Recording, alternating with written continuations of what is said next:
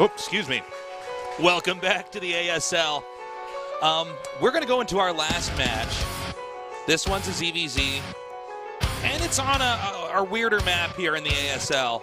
Yeah. Is this map going to play as much of a role in this matchup? I would say maybe not. Out of all the matchups that there are in Brood War, this map I think may end up staying consistent. It could. The one thing that I would like to say, though, right, you can pop a drone. You bring 2 drones to the minerals, pop one over, and you can get a gas expand.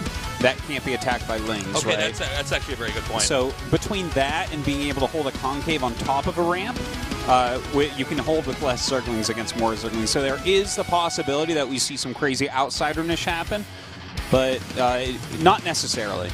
It can definitely just look like a regular ZVZ. I'm really curious to see what will come in this game. ZVZ and Brood War, it almost always boils down to Zerglings and Mutas. There have been the occasional Hydra builds, which basically don't get used usually at this level of play, but they've been around, so it should be noted. I don't think you're going to be able to do that on this map, but let's just see what happens. It's an action-packed matchup. It's an unforgiving matchup. It's one where Zerg units are already brittle, and you can't get a lot of them. Anyways, now let's go into our match.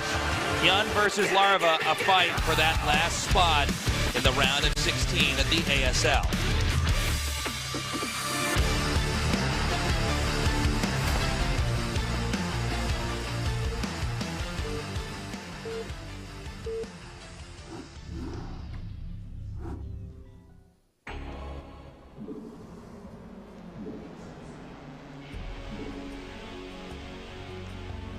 In the upper right, in the white, it is HyuN.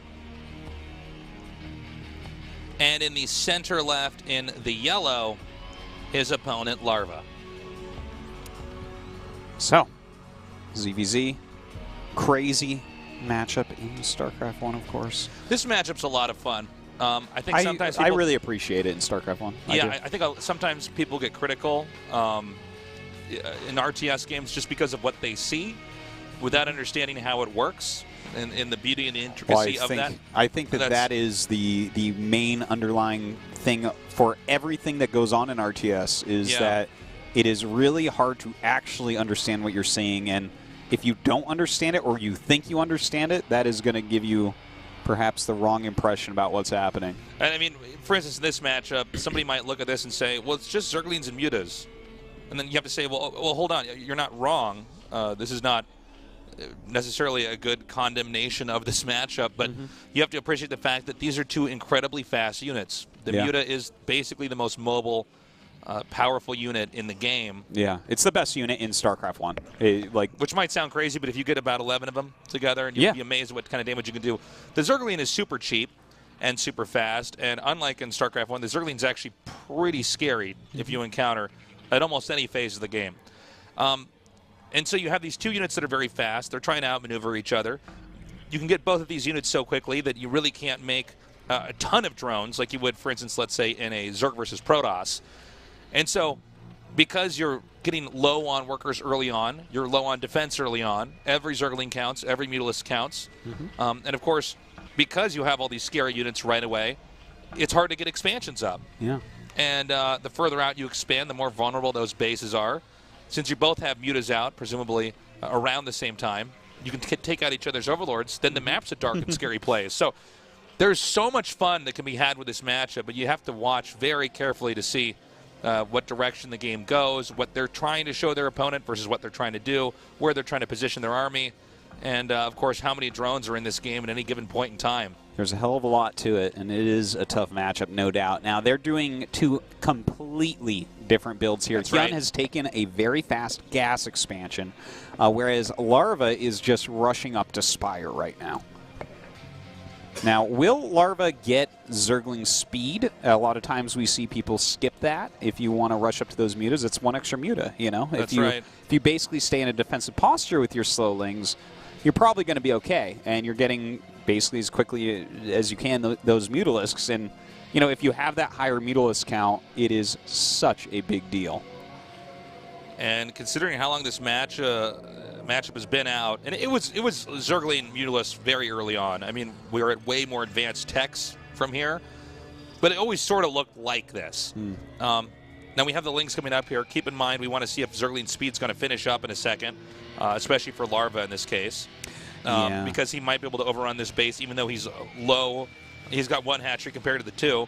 HyuN's trying to go to a longer game here where he's going to have 2 bases that he can mine from. Ling speed, by the way, is done. Oh, okay. I didn't notice that. But Larva got it, yep. Yeah, okay, that is important that he got that, and I think most of this is going to be him threatening counterattacks so HyuN can't really leave his base. Because against 2 hatcheries, of course, your opponent can just have more Lings. Now, here he goes. He's going to poke in here for a moment. No speed yet for HyuN, but this is on 2 hatches, you will end up getting it. Now, look, he's zoned him out. He's got control of the low ground. The rest of the Lings are going to come up here. He may have just completely locked him out of getting a base here. In fact, drones are going to come down as well. Yeah, that's a lot of drones coming down. They screw up the AI very much. So don't forget, there are going to be more Lings popping out of that other hatchery. Some already did and got picked off. Uh-oh, not going well for HyuN right now. Larva getting on top of everything, but there are more Larva and these drones out. Ooh, nice targeting on some of these drones by Larva, but he is going to have to pull back. Ling speed finishes there for HyuN. HyuN does manage to get a hold, but 2 drones were killed off. And the Spire is about 100 HP from being finished. Well, was that a Spire he canceled? Yes, so he did. He cancels a Spire. Right now, Larva is trying as hard as he possibly can to continue to tilt the momentum into his favor. He's got 1 sunken colony here because he knows he has less Lings than his opponent, so he needs to be safe back at home. What HyuN's doing is HyuN's delaying his air tech to get air defense, hoping that he can really utilize the fact that he's going to have 2 hatcheries compared to Larva's 1. Yeah, this is looking pretty good for Larva, though. I do like his position. The spores are going to have to go up, but still the mutas can get a lot of damage done, even if you have decent spore cover.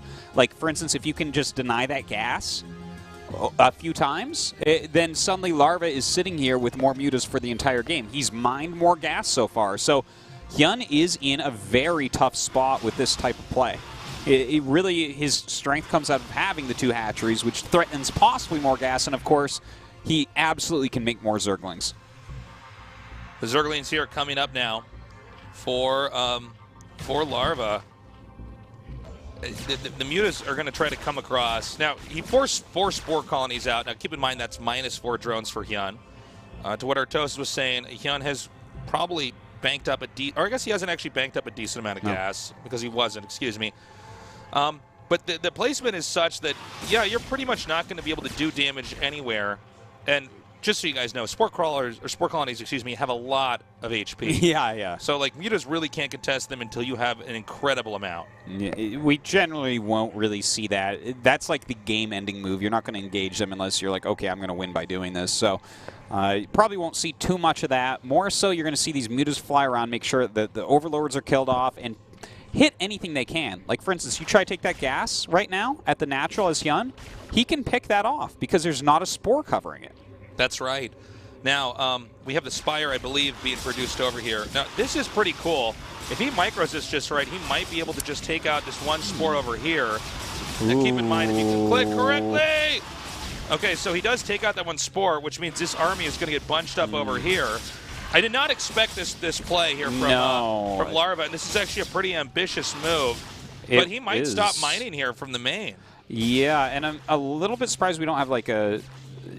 I'm just surprised that he did that. You normally don't see him just go after that spore, especially considering if HyuN had microed that spore, he would have gotten 2 mutas instead of 1 kill there. And anyways, HyuN trying to do a bit of a counterattack here. Good micro on these drones, keeping those Lings off the sunken. Basically perfect control there from Larva. Now, Larva does not have a lot of workers. Larva's basically playing this game with, I believe, nine drones here. Yeah. That's on gas and on minerals. So he's got the tech that he needs, whereas HyuN's just trying to play a defensive game. And I do find this very interesting. He's basically just trying to dive in on top of these spores. Yeah. Which is not, again, like Artosis was saying, this is not the orthodox approach, but well, it might. Hold on. If he can get control of the ramp here, the Lings can't get up. Yeah, which is actually huge. His mutas helping out in the Ling battle is gigantic. That's why you even see some drones being pulled right now. Like, HyuN needs to win this battle immediately. Can't let those mutas gain too much value against him. Oh, my God. Wait, what are these drones doing over here? What? I mean, I guess you could make some sunkens, yeah. Like, you can sunken push right here. Oh, my God. Wow. Yeah, if he my God. he's guarding with his mutas, but I don't know that this works because he's traded a lot of mutas for these spores. Well, hold on. These lings are coming up here and hitting some more of these drones. Wow. Gets like 3 of them right there. What an insane game we've got here. The lings are now coming down here for HyuN, trying to take on these Larva in this insane push that we're seeing as he's carved his way through here. It looks like that gets denied at the last second, and one of those glaives actually bouncing off, and that takes out one of the mutas. He's got to be careful about this muta right here. He needs to keep as many alive as he possibly can, catch up to that big count of Larva. Now there's a counter sunk being made here for HyuN. I'm worried that Larva may be overextending here because he's going to be losing Mutalisk in the process. But he's making a spore. Yeah, look at this. He's bringing the lings up to pick off drones right now because there's only spores in that main base. Yeah. But a muta cleans that up. This is a crazy game. GG. Yeah. That's it, yeah. Well, you know, it was kind of bizarre that, like, I like what Larva was trying to do, but you generally don't attack the spores unless you're about to win the game off of it. And his plan was to babysit lings and sunkens and push him down like that. So a bit unorthodox, but HyuN holds on. And hell, on his first tournament back to Brood War, goes into that round of 16. That was a very interesting game. I just don't know if Larva on one base should have done that. Well, in retrospect, I guess not.